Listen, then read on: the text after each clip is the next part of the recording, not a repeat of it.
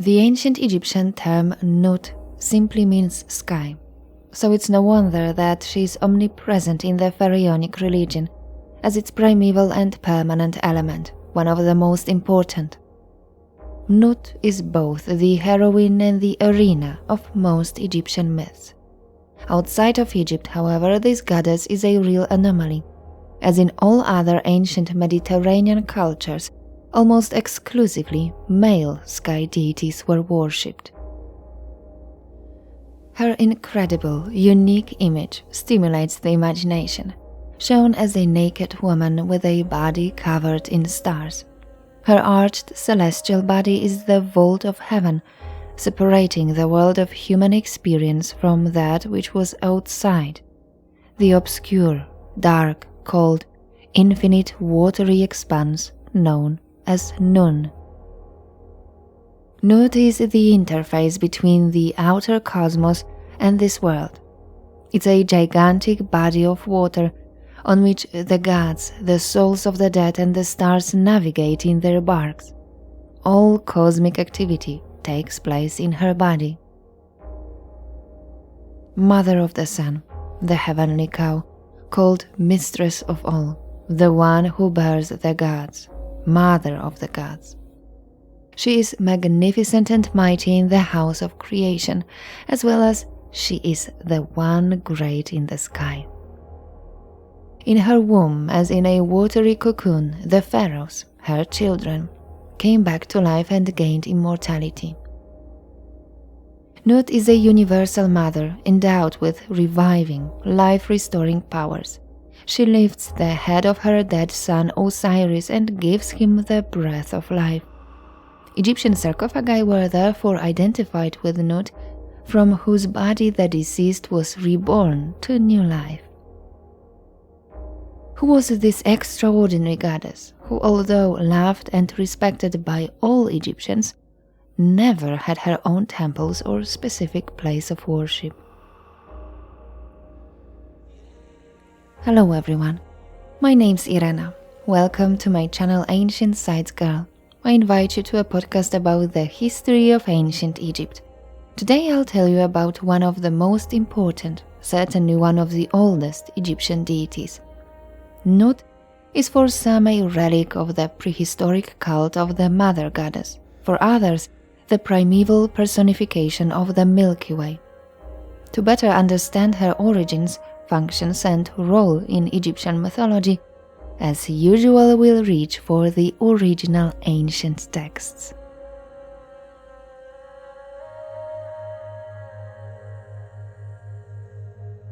Nut, along with most of the Great Ennead, the group of the first 9 gods, appears for the first time in the Heliopolitan cosmogonic myth, written on the chambers walls inside the Pyramid of Unas, the oldest version of the so-called pyramid texts from the 24th century BC.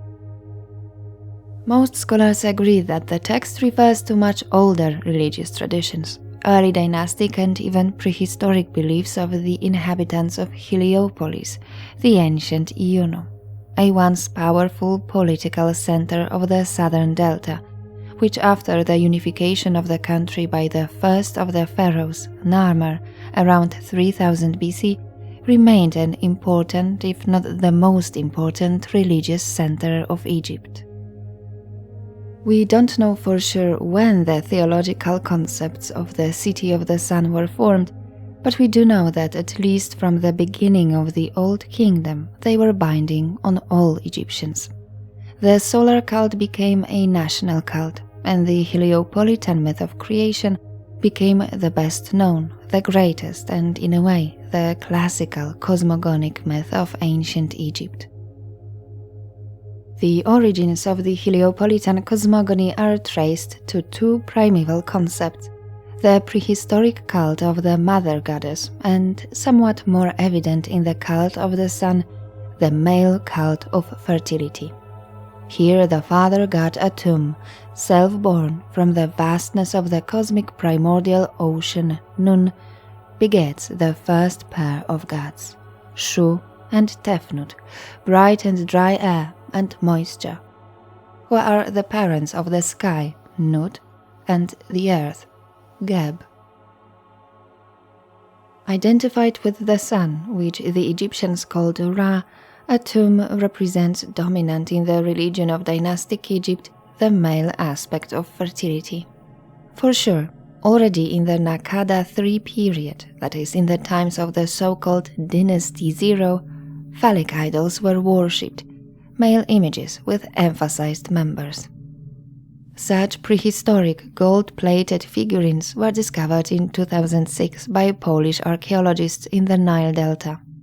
They are direct predecessors of pharaonic ithyphallic representations, gods associated with fertility, such as Atum, Min, and Osiris. It's believed that the development of a settled community and the final constitution of the family with only one father at its head brought about the dominant position of Father of the Gods, who is, however, a chronologically later religious concept. As above all, Egyptian prehistory is the older cult of the Mother Goddess. As is known in many cultures, going back to the earliest manifestations of art from the Paleolithic period, include female figurines, symbols of life-givers. This universal cult of the Mother Goddess undoubtedly precedes the male cult of fertility. In Egypt, the primordial mother, the great nourisher in the form of a cow, was worshipped very early.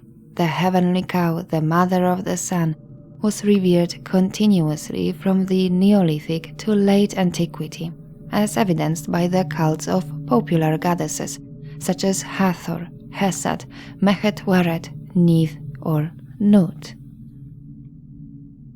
Unlike other ancient cults that linked mother goddesses to the earth rather than the heavens, in Egypt, sky, Nut as they called it, was always represented by a goddess. We'll of course return to the heavenly cow, but it's important to remember that Nut has much older origins than the Heliopolitan cosmogonic myth. It seems that in every aspect of reality, the Egyptians sought mutually balancing elements, male and female. According to them, the heavens and earth, however, formed one visible universe, and like any whole, the world consisted of two basic elements, the male land, Egyptian Ta, and the female sky. By the way, water wasn't associated with the earth because, according to the ancient Egyptians, there was much more of it in the heavens. The uniqueness of the Egyptian idea of a female heaven and a male earth was tried to be explained by some scholars by a mythological reflection of Egyptian sexual preferences, according to which women were supposed to mount men. Indeed, the beautiful Nut was characterized by an insatiable temperament. Her passionate relationship with her brother Geb was to hinder further ordering of the visible world by the Creator. The separation of the lovers was therefore necessary. On Atum's orders, this was to be done by their father Shu, who represented the atmosphere and light that filled the space between heaven and earth. In spell 78 from the Middle Kingdom coffin text, we read, "I am the soul of Shu, for whom Nut was placed above and Geb under his feet, and I am between them. I whom Nu begot, whom Atum made, whom Nut raised up under Atum, who guard the path of Nut, which is under Atum, whose length is that of the sky, whose breadth is that of the earth." The image of Shu lifting his naked, bent in a characteristic archdaughter above his head and standing on the lying Geb is one of the very popular iconographic Egyptian motifs. Geb, in despair, was said to have cried for his beloved for so long that all the rivers on earth were created from his tears.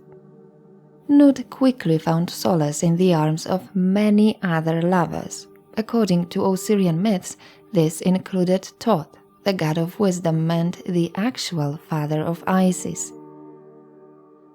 So far, the best source of information about the conception and birth of Nut's offspring, the last generation of the Great Ennead, is the Greek historian from the 1st century AD, Plutarch. According to him, her lovers included Atum, Ra, and Shu, so her grandfather and father. Each partner was probably convinced of his exclusivity. In the part of his work Moralia, entitled Osiris and Isis, Plutarch describes this family affair in his own, let's say, strongly Hellenized style. Nut is named after the Greek goddess Rhea, Geb is named Cronus, Thoth is named Hermes, and Seth is named Typhon. We read, "They say that the sun, when he became aware of Rhea's intercourse with Cronus, invoked a curse upon her, that she should not give birth to a child in any month or year. But Hermes, being enamored of the goddess, consorted with her. Later, playing at draughts with the moon, he won from her the 70th part of each of her periods of illumination, and from all the winnings he composed 5 days, and intercalated them as an addition to the 360 days. The Egyptians even now call these 5 days intercalated and celebrate them as the birthdays of the gods." So we've heard, when Nut became pregnant and her condition became apparent, the jealous king of the gods, Atum Ra, cast a terrible curse on her, so that she wouldn't be able to give birth on any day of the year. However, the goddess was helped by her lover Thoth, who was the keeper of time. He subtracted 5 days from the lunar measure and added them to the solar measure of the year. According to Plutarch, Thoth won these 5 days by playing checkers with the moon goddess Selene, which rather raises doubts as to the Egyptian nature of his source. Thoth, as we know, personified the moon himself. Anyway, during these 5 epagomenal days, Nut gave birth to Osiris, Horus the Elder, Isis, Nephthys, and the impetuous Seth. The latter, unable to wait for a natural birth, violently tore himself out of his mother's belly, opening her side. We read, "They relate that on the first of these days Osiris was born, and at the hour of his birth a voice issued forth saying, 'The Lord of all advances to the light.' On the second of these days Osiris was born, whom they called Apollo, and some call him also the Elder Horus. On the third day Typhon was born, but not in due season or manner, but with a blow he broke through his mother's side and leapt forth. On the 4th day Isis was born in the regions that are ever moist, and on the 5th Nephthys, to whom they give the name of finality and the name of Aphrodite, and some also the name of victory. There is also a tradition that Osiris and Osiris were sprung from the sun, Isis from Hermes, and Typhon and Nephthys from Cronus. While the first 3 generations of gods resided in the cosmic reality, with the appearance of Nut's children, the action of the myths moves to Earth. Of course, Greek sources don't reflect the complexity and richness of the pharaonic cosmogonic myths, which are an incredibly colorful mosaic of different theologies and local traditions. Learning them is made even more difficult by the incompleteness of the sources available to us. One of them is the Book of the Heavenly Cow, a text partially preserved on one of the chapels that enclose Tutankhamun's sarcophagus, and in other, later versions, written on the tombs walls of the Ramessid kings. Fragments of the myth from 4 different New Kingdom tombs put together create an almost complete story about the old ruler of the gods, Ra, tired of his work of creation. He punishes humanity that disobeys him, with the help of his daughter. The daughter of the sun is also his most powerful weapon, the solar eye. In the form of the all-powerful lioness Sekhmet, it tirelessly punishes sinners by depopulating the earth at a fast pace. Concerned by the number of Sekhmet's victims, Ra decides to spare humanity from total destruction by ordering large quantities of red-dyed beer to be poured on the fields. The bloodthirsty goddess of course drinks all the liquid and then, completely drunk, forgets about her terrible mission. And so beer, the national drink of the ancient Egyptians, saved humanity, and Ra, tired and disappointed with people, decides to leave the earth forever. In the book of the Heavenly Cow we read, "The Majesty of Ra said, 'As true as I live, my heart is too weary to remain with them. I wanted to slay them but didn't do it. At present their small number no longer interests me.' The gods in his retinue said, 'Don't withdraw in your weariness, for you have power over all what you desire.' The majesty of this god then said to the majesty of Nun, 'My limbs are feeble, as in the first time. I will not return until another cycle overtakes me.' Then the majesty of Nun said, 'O son Shu, your eye shall serve your father as protection. O daughter Nut, place him upon your back.' And so Nut became a cow." Despite the protests of the other gods, the old creator gives power over the earth to his son Shu and asks the heavenly Nut to turn into a huge cow, which he mounts intending to fly into the firmament. When people saw that the Creator was leaving them, they tried to stop him by searching for and punishing the rebels, but Ra only blessed humanity along with all creation and flew away to heaven. During the flight, the gracious God also created the afterworld, lands for the souls of dead people, the field of offerings and the field of reeds. We read, "Ra's ascension and palace among the stars. This god then said to Nut, 'I placed myself on your back to be uplifted.' And so she came to be there in both the heavens. The majesty of this god said, 'Stay far away from them, lift me up, look at me.' And so she became the sky. Then the majesty of this god was visible within her.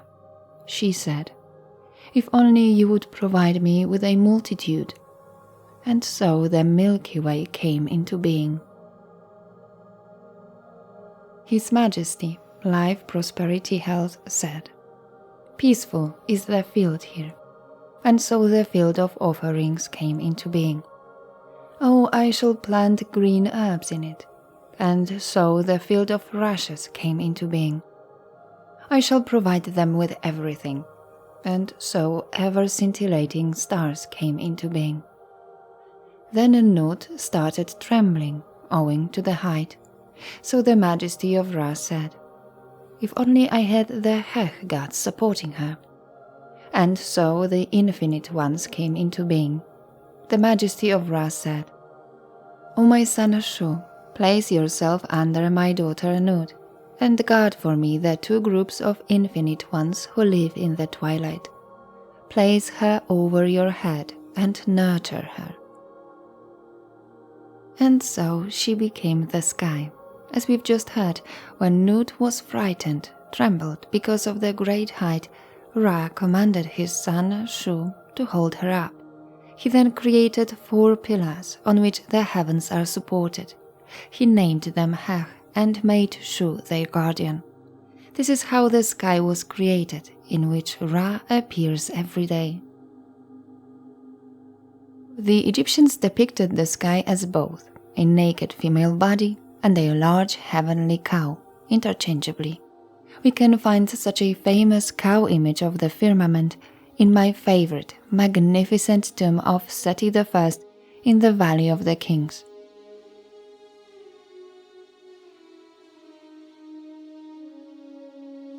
Of course, the Great Ennead is a concept developed only in the 5th dynasty to legitimize the rule of the new god of the dead, Osiris, who appeared out of nowhere in the 24th century BC, almost as if the new patron deity of the dynasty, and whose cult was implemented among the Memphite elite.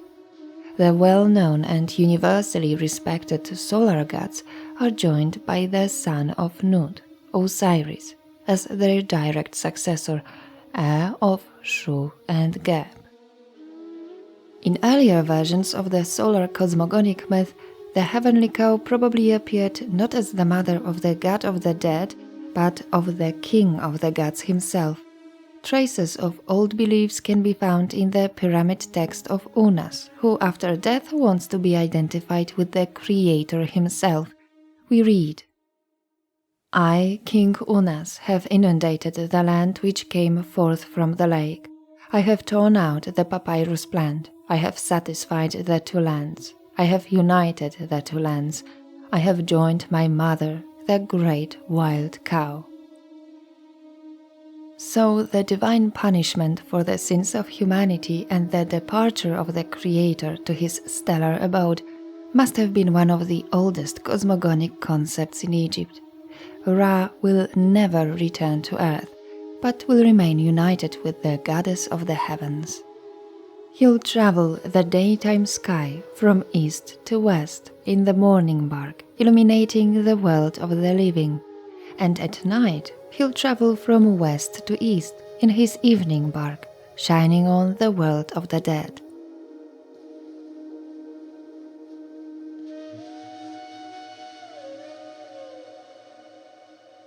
The ancient Egyptians weren't driven by the desire to discover and explore distant foreign lands.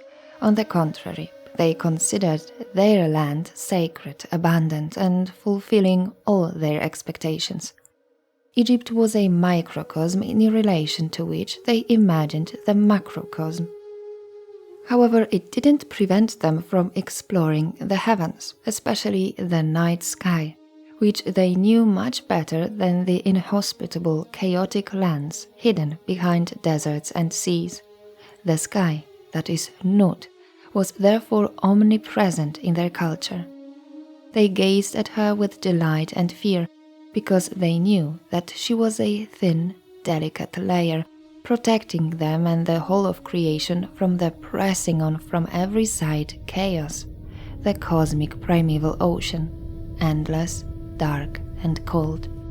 This primordial, lifeless substance ancient Egyptians called Nu, known from Greek as Nun. The ordering force in the universe, which gave shape and balance to creation, as well as gave strength to the gods who supported the world, was Ma'at, the deficiency of which threatened chaos into the world. Ma'at was therefore being strengthened by the observance of divine laws in everyday life, as appealed by the authors of didactic texts of the Middle Kingdom, such as the royal instruction of Keti to Merikare, which reminds, "Well tended is humanity, the cattle of the god. He made sky and earth for their sake. He subdued the water monster. He made breath for their noses to live. They are his images who came from his body. He shines in the sky for their sake." The myths about the creation of the universe were well known to the ancient Egyptians. Gazing at the sky, it was clear to them that the blue expanse above their heads, illuminated by sunlight, dispersed in Shu, the atmosphere, was the water. It's impossible to separate Egyptian cosmology from cosmogony. The Egyptians knew that at the moment of creation, in the first time, Zeb Tepi, the primeval ocean Nun, didn't disappear, but only receded slightly.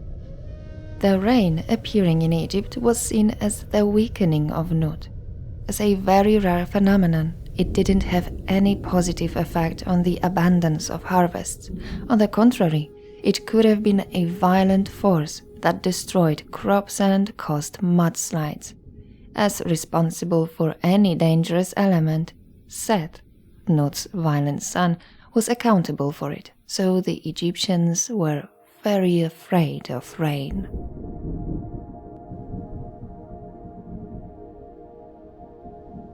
For the ancient Egyptians, it was obvious that the visible heavens don't belong to chaos, but to creation.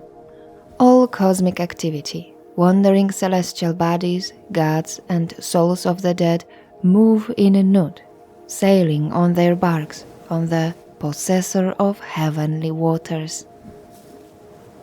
Like any water deity, whether Hapi, personifying the flooding of the Nile, or Amun, originally representing the hidden, invisible nature of the primeval ocean, Nut was often shown with blue skin. Her name was written using the hieroglyphic sign for the sky, an abstract ideogram combined with the water pot sign, which was her important symbol. She was sometimes shown as a woman with such a pot on her head. Nut was thus a gigantic body of water, an interface between the world and the outer cosmos. She is therefore not only a person, but above all a place, always shown among other deities as the largest figure, of course to convey the vastness of the sky. Her body is bent in an arch, her feet are placed on the horizon line, and the tips of her fingers touch the ground. This unique image, characteristic only of Nut, is in fact a map of the heavens, on which the route of the most important event for the ancient Egyptians is marked, the continuous journey of the sun in its bark. The celestial body of Nut is the arena of the most significant event, which is the birth of the sun in the morning, a constantly repeated act of creation. Although in the Heliopolitan cosmogony she was considered the granddaughter of Atum-Ra, Nut never lost her original basic function, the mother of the sun. The richest illustrations of the mythological scene of the birth of the sun from the body of the goddess Nut are to be found in several royal tombs from the 19th and 20th dynasties, in the so-called Book of Day and Book of Night. Covering the entire ceiling, large images of an unnaturally elongated goddess spreading out across the heavens. These are double images. For example, in the tombs of Ramses VI and Ramses XI, Nut is shown in a mirror image. Within one composition, we can follow both the daytime and nighttime journey of the sun.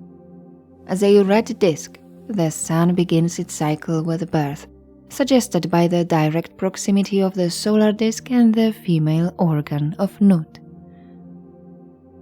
The disk is accompanied by the winged scarab, Khepri, symbol of the young first sun that rose from Nun in Zep-Tepi. The birth scene is also accompanied by the meeting of the evening and morning solar barks, on which the personifications of the East and West pass on the sun to each other. The barks would meet again in the evening.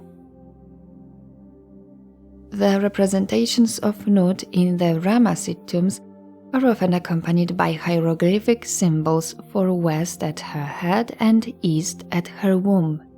Sometimes she is accompanied by her daughters, standing behind her Nephthys, symbolizing the East, and standing before her head, Isis, identified with Imentet, she of the West. The westward traveling daytime sun is no longer a scarab or a child, but is in the form of the falcon-headed Ra-Horachti, triumphant over his enemies, the ruler of the universe. Sailing westward, illuminating the earth with his light, the god always travels towards death.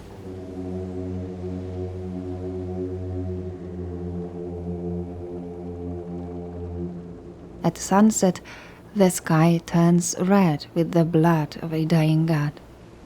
in the form of the old ram-headed Atum. The dead sun sails into the kingdom of Osiris. Ancient artists depicted this moment as a symbolic swallowing of the sun by Nut. From then on, the eastward sailing Ra, or Osiris Ra as he was called in Ramessid times, travels toward life, toward rebirth in the womb of his mother. The entire journey of the sun in the afterlife takes place in a side Nut, so it's no wonder that the goddess occupied a central place in funeral rites, as we'll see in a moment. There's still a dispute among researchers about where exactly the ancients located the Duat, the land of the dead. Until recently, quite common theory was the one of the Thonic, hidden underworld, where the dying sun would travel beyond the horizon and then sail on groundwater that was part of the primeval ocean of Nun. According to others, the Duat is a concept related more to time than space, a metaphysical and multidimensional place that the Egyptians imagined as being in the sky and under the earth at the same time. However, when analyzing the oldest solar pyramid texts as well as the funeral books of the New Kingdom, there's no doubt that the Duat is located inside the body of the goddess Nut. In the pyramid text, the word Duat was written with the sign of a star in a circle, indicating a specific place in cosmos, a domain hidden among the stars. Descriptions of the journey to the afterlife are full of phrases to rise, to climb, to float upwards. In the pyramid text of Pepi II from the 23rd century BC, we read, Nut, of long hair and pendulous breasts, has given her arms toward you. When she shoulders you to the sky, she cannot drop you, Pepi Neferkara, to earth. When she gives birth to you, Pepi Neferkara, like Orion she will make your abode at the four of the jewel shrines. Pepi Neferkara will descend into a boat like the sun on the shores of the winding canal, so that Pepi Neferkara may be rowed by the unwearying ones. Pepi Neferkara will govern the imperishable stars, so that Pepi Neferkara may be rowed in the limit of the sky, and set course to the marshes of winnowing. Imperishable is the name of the circumpolar stars that didn't disappear from the Egyptian sky for the entire year. Among such stars we identify today the Great Bear, depicted by the image of a crocodile supported by a pregnant hippopotamus. It adorns the ceiling of Seti I's burial chamber in the Valley of the Kings and is one of the most beautiful ancient astronomical representations.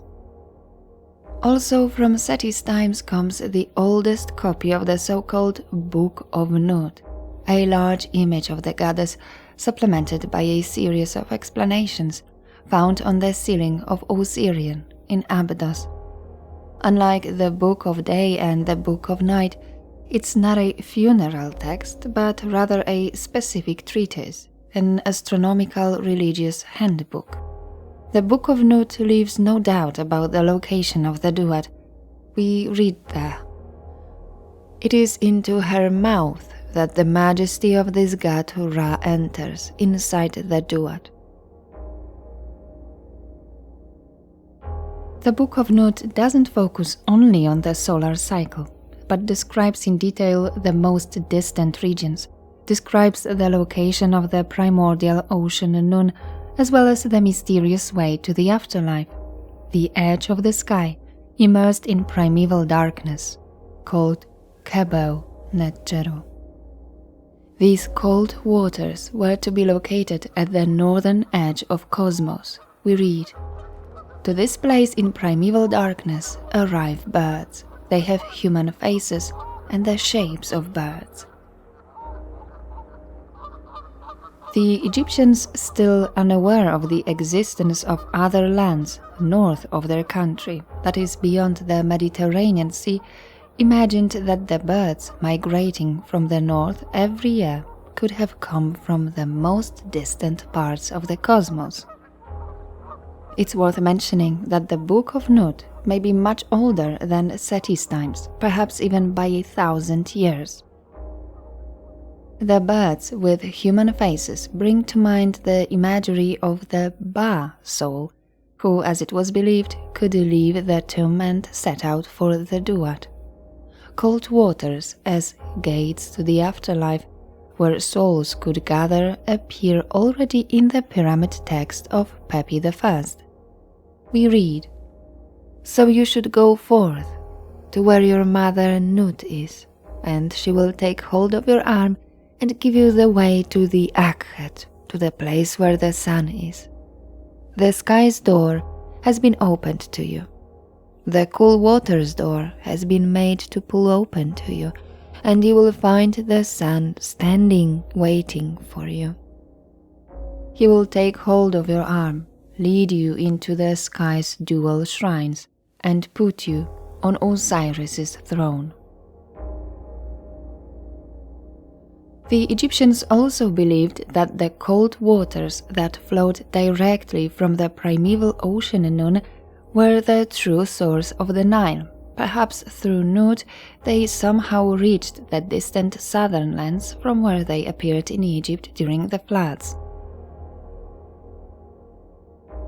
So the entrance to the Duat was somewhere near the north of the sky, among the imperishable stars.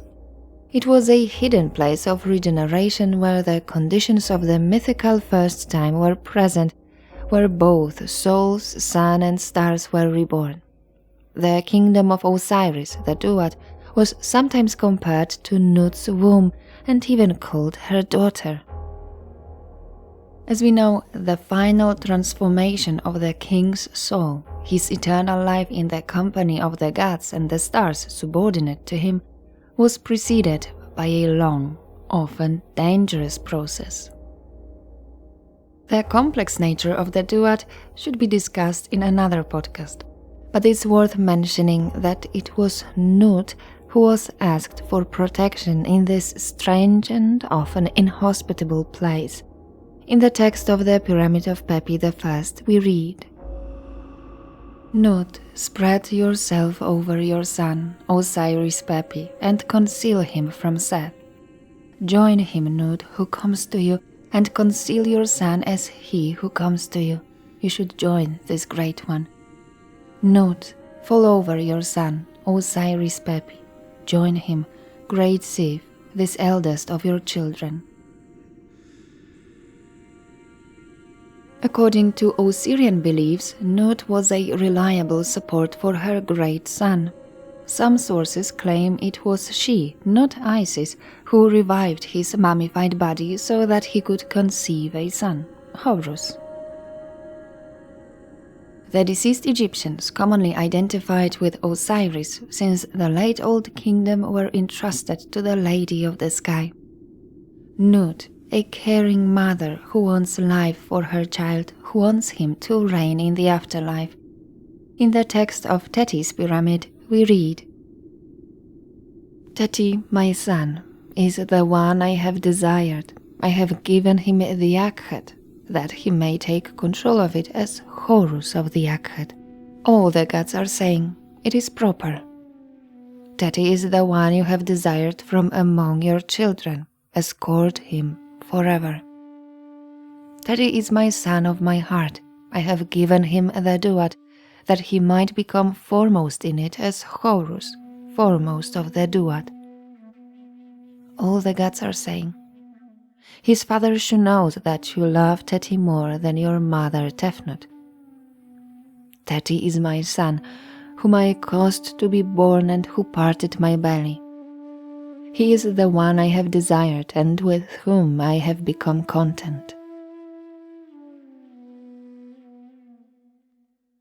Akhet, usually translated as horizon, is the term most closely associated with sunrise. In funeral beliefs, sunrise or the preceding dawn, when the light spreads just before the sun appears, is the moment when Ra, or the soul of the deceased, leaves the Duat, the womb of Nut, to pass through her birth canal to be born again. It's a mysterious, transitional space between invisibility and visibility. Akhet is also a physical place, like the Duat, where the souls of the justified, the saved, can reside, and most importantly, it's the space where akhification occurs. Akh is the highest, fully effective form of the soul, giving the deceased divine status. Akh to the sky, corpse to the earth, as we read in the pyramid texts. Of course, the pharaoh had the prospect of becoming king in the heavens, that is, the Horus of Akhet, according to the oldest Egyptian texts. Akhification, rebirth in the womb of the mother goddess, and finally becoming one of the stars traveling on her celestial body, is the ultimate goal that guided the Egyptians, probably already in prehistoric times. In order to get to Orion, Sobdet or Sothis as the Greeks called her, also depicted as a celestial cow, the early dynastic rulers were buried with their boats. These primeval beliefs related to stellar destiny resonated in dynastic times, especially through the worship of the sky goddess. It's possible that she was first recognized by looking at the Milky Way arched in the night sky. According to some researchers, the oldest traces of the Milky Way worship could be found in a mysterious image from 8,000 years ago, found in the so-called Cave of the Beast, Wadi Sura, in the far western desert of Gilf Kebir, near the Libyan border. Neolithic artists painted a creature arched over other figures, standing on the ground, which is remarkably similar to the well-known image of Nod.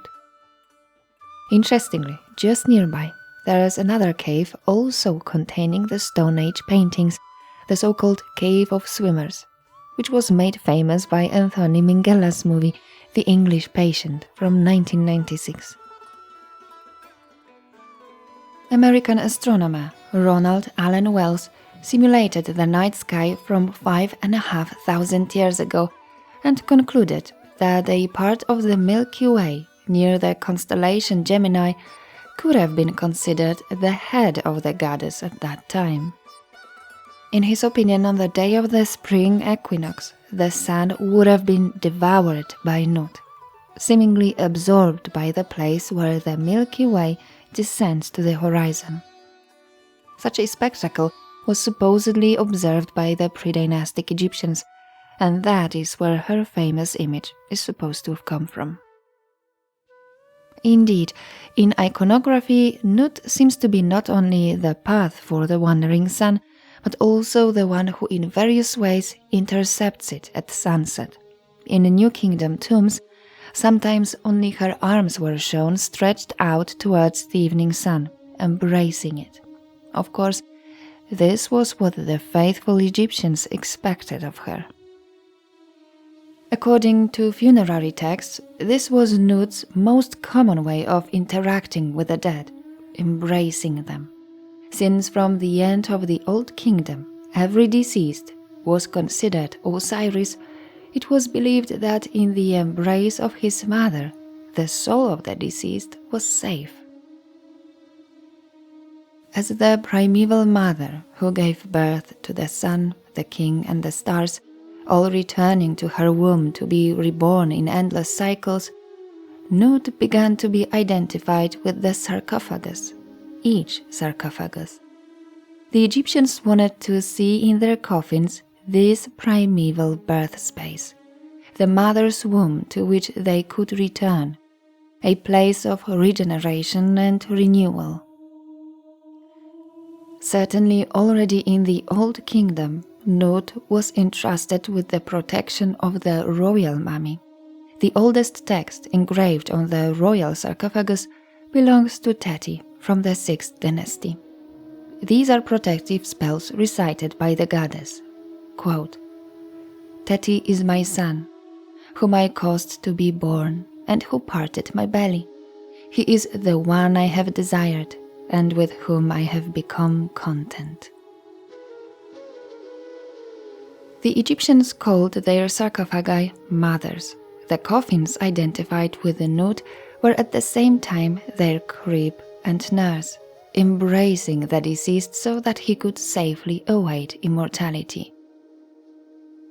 Both stone and wooden sarcophagi were a manifestation of the mother goddess, but also the Lady of the Sky, and just like in the Duat, in her womb the deceased was to experience the eternal time-space continuum. In this way, the coffin became a sort of the center of the universe. Particularly characteristic, especially for the late period, that is from the 7th century BC, were large images of Nut inside wooden coffins, painted on the bottom of the chest or on the inside of the lid. The images were accompanied by spells written in green or blue ink on yellow stripes.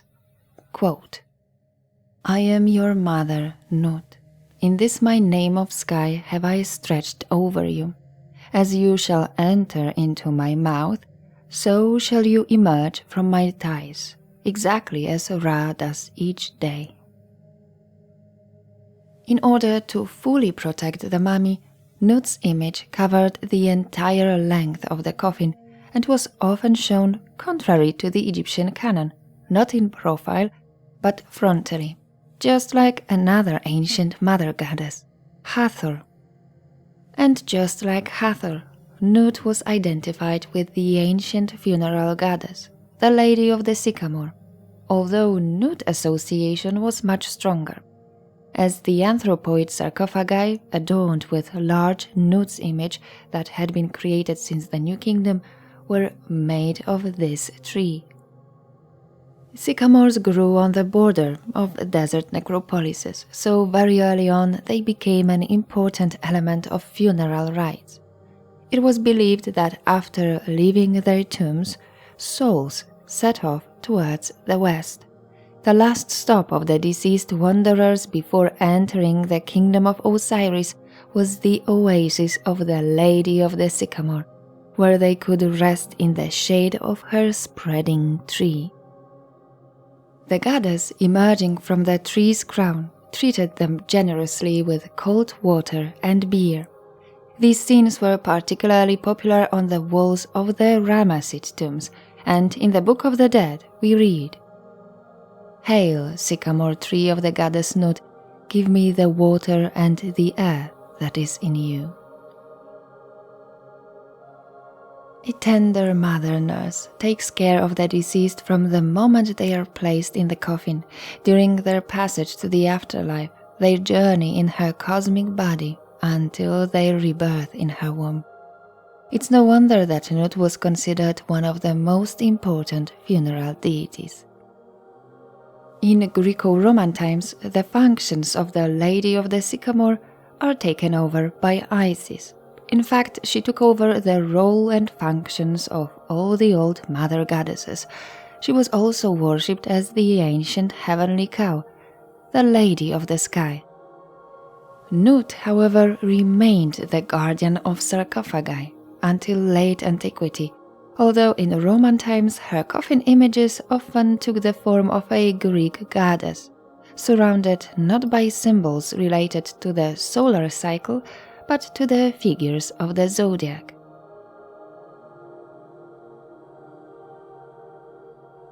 I hope you learned something new about the beliefs of ancient Egyptians. Thank you for listening.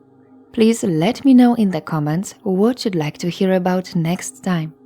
I'd also like to thank all my patrons. Without you, it wouldn't be possible. I truly appreciate your contribution. Thank you. If you don't support me yet but would like to, I placed my Patreon link below in the description. Don't forget to like my video and subscribe to my channel. Goodbye, and see you on the next one.